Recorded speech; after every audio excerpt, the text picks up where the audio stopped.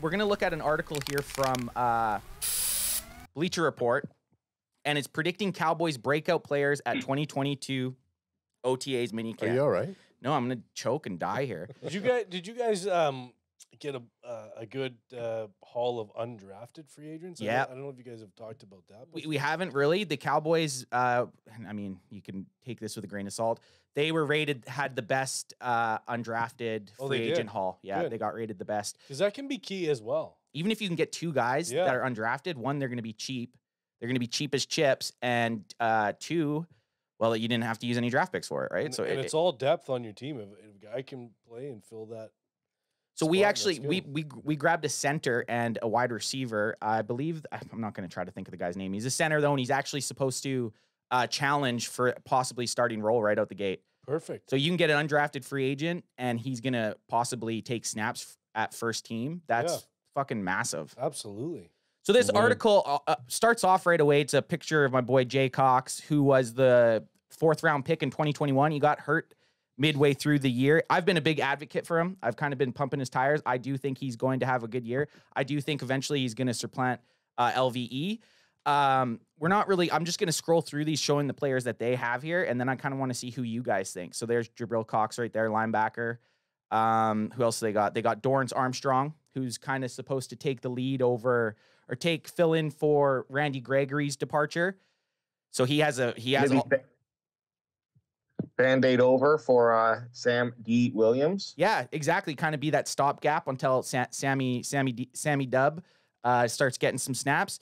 And then we have their third one is the wide receiver Noah Brown, who's been kind of we've seen flashes. I mean, him and CD when they're on the field, when they're lined up, you can't even tell. I know. It's so hard to tell them apart when it's the big, like the camera view when you're watching the game. It is tricky to tell these two guys apart. He's going to have all the opportunity in the world, to which we're going to talk about later. Challenge for that wide receiver 3 spot.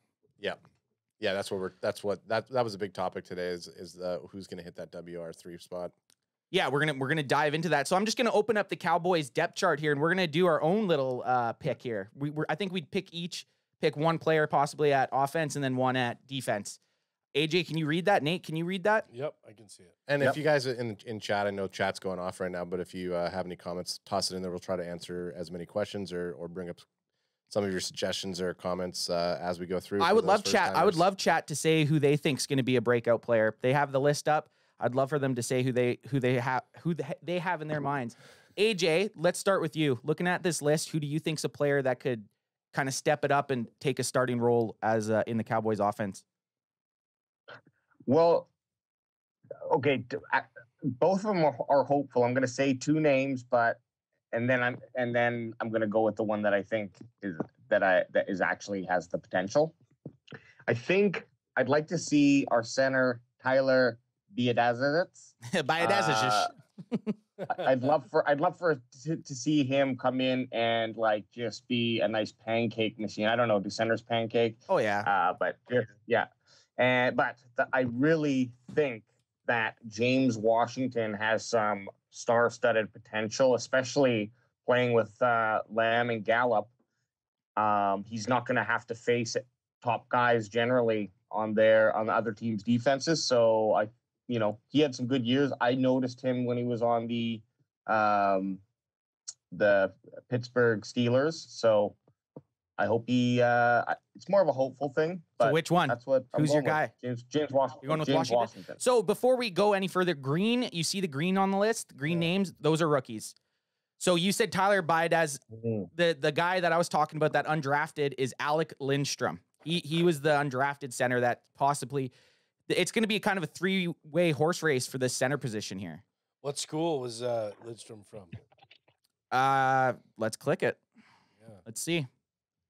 Boston College. Yeah, that's a big program. Boston College. They don't fuck about. They don't fuck about. I don't know how to. Yeah, they don't take pictures either. I don't know how to get back now though.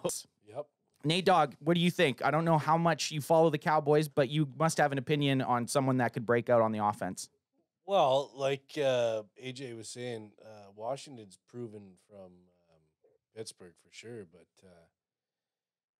I don't know. You better hope that your right tackle, the what was Itzku there, whatever that guy. I mean, Right tackle's important on that line. Anything on the offensive line is what's important. And I mean, anyone that watched the Cowboys last year, we know exactly. they need some line play. They need guys that aren't going to get penalties, and they need guys that aren't going to get burned. And you guys were just calling for offensive linemen through the draft and all that too. Also too. So As well. Too. So I think that the right tackle position. I mean, anything on to protect your quarterback is what you have a lot of money invested in Dak Prescott. And he's a good quarterback. Well, so. and they let Lael Collins go in free They did, agency yes. to the Bengals, and he was a mainstay at right tackle for a while. Absolutely. So they're really expecting Terrence Steele in his third year, and then, like you said, this Matt Waletzko Yeah. to be able to perform. And it's still a little bit of a question mark. Like I feel comfortable with Terrence Steele at right tackle, but you still don't know. Great name. Terrence Steele. Mr. That's a Steele. Great name. Mr. Steele. Okay, and then over to Bandwagon Boy 1. What are you thinking? Truth be told, I haven't really been paying attention. I've been working. I on hate some when you technical say that. stuff. Just pick a fucking guy. Do you want to go or do you want me to just go? Just keep going. Okay, you're just going full on. I'm producer? I'm sorry. I'm looking at chat right Okay, now. what's chat saying?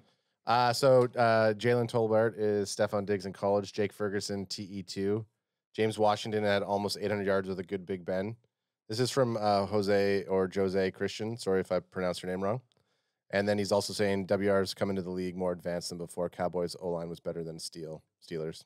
Yep, for sure. No, that's some good suggestions in chat. But he's saying Jalen Tolbert, and I think we were talking about when we're down with Noah Brown back up in that convo. Yeah, Jalen Tolbert, our third-round pick, wide receiver. The coaches have said he's kind of like a mixture of CeeDee Lamb and Cedric Wilson, like same body type. So if he can be half the player of those guys, well, we want him to be the same. But legit, we're just talking about who we see as starting. No, someone that's going to make some noise in OTAs.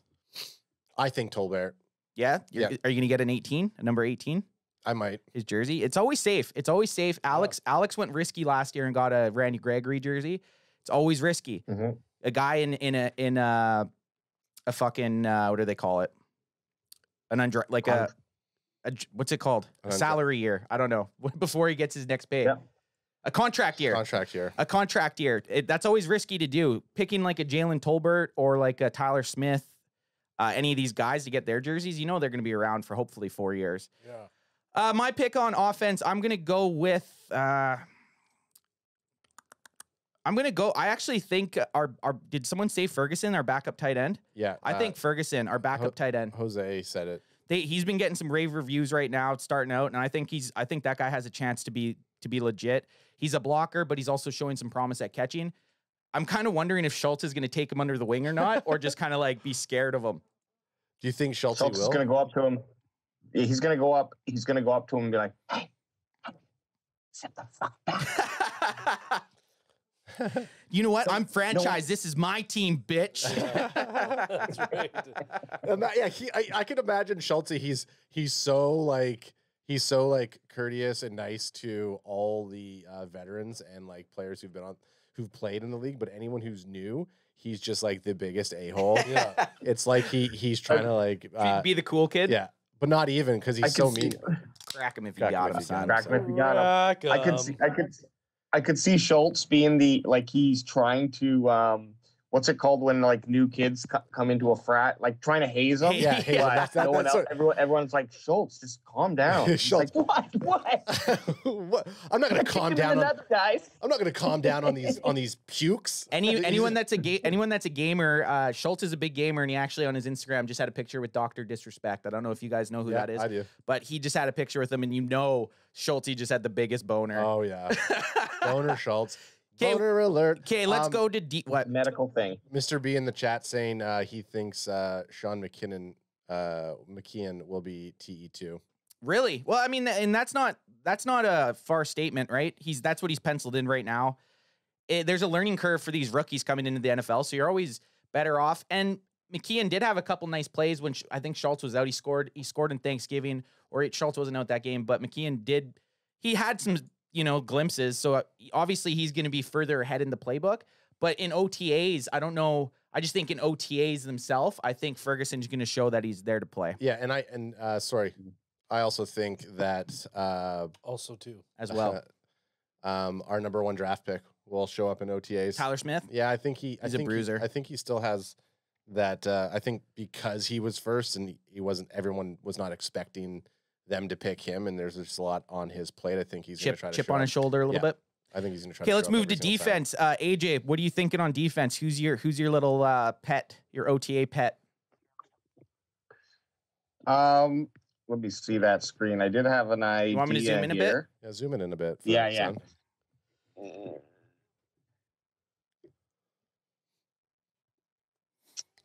It's I didn't just stop there. I was just ticking the brain was just ticking. I think. I mean, look, I'd love it again. Dante Fowler Jr. It's just I remember him from playing.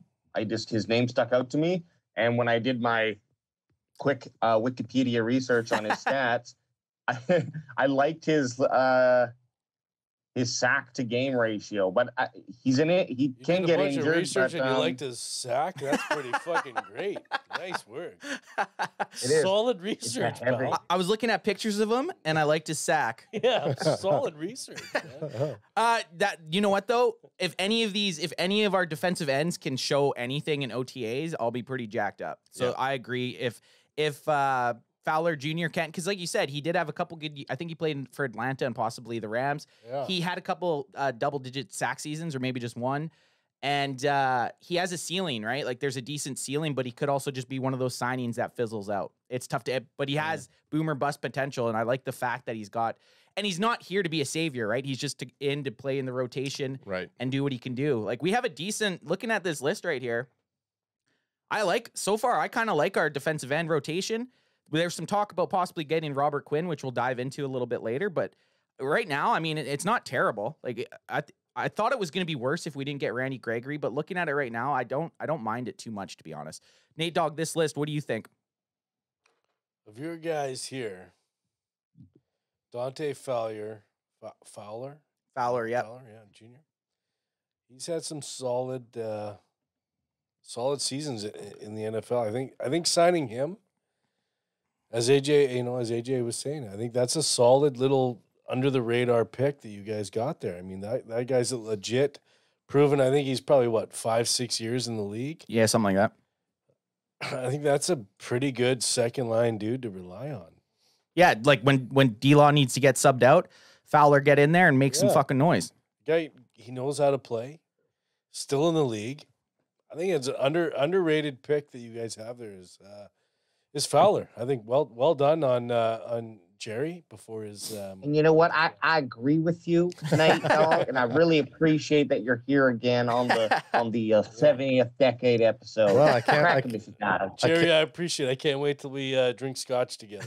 I can't believe we got young Jerry in on the Young episode. Jerry's in the action. Like you guys are saying with this Fowler Jr., he has a possibility to push Dorrance Armstrong for starting reps. Sure. Because we don't know. Like Dorrance, everyone's saying that he has a chance to be like fill in for Randy Gregory, but it's good. This competition between these guys is just better for the Cowboys as a team.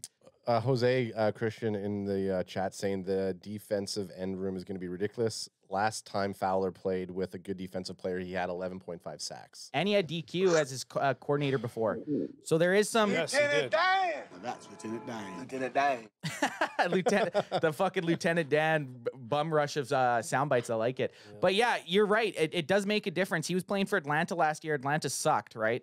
That you can't tell me that you're going to show up every play and play your ass off when you're down all the time, right? You gosh darn right, I will. Well, you would hope someone would. So, looking at this list, what are you thinking? Looking at the list, I should just look over here. Same question, Ad. Same question. I know. Hey. I know. Sam Williams. Sam Williams. Hey, I like it. Going with our second overall pick, Sam Williams. Yep. We would love to see it. We would love to see him come into OTAs and just impress everyone, beat some of our starters, and get some confidence rolling into the season, right? I would love to see that. For me personally, I'm gonna go. I'm gonna say Jordan Lewis. Jordan Lewis right now. There's a lot of question marks at our second cornerback with Kelvin Joseph playing gangster and Anthony Brown being Anthony Brown. Yep. I also think Anthony Brown is kind of flying under the radar. I don't think Anthony Brown is as bad as everyone else does. I think he actually -2 games maybe last year. He had a half decent season. I would like to see the battle between Anthony Brown and Jordan Lewis, and whoever comes out on top, I think I'm confident going in with them as our second cornerback. Oh yeah, because we might need someone to step it up with Kelvin Joseph potentially being suspended, not being able to play, being on that stupid little list that the Governor General has, being in prison, possibly being in prison, being a convicted felon. Like we're not even going to dive into that situation. Another guy I'm excited to see is Malik Hooker, Donovan Wilson. Like, I honestly think we have a low-key decent safety group here with Malik Hooker, Donovan Wilson, and Jaron Kearse. Like, Hooker last year came in. He was hurt. He was banged up a bit. But that guy, if he can get back to his form with Jaron playing strong safety, I like that. And then Donovan Wilson, who was another one of my favorite players a couple years ago, kind of fell off last year. I'm talking about the Dallas Cowboys.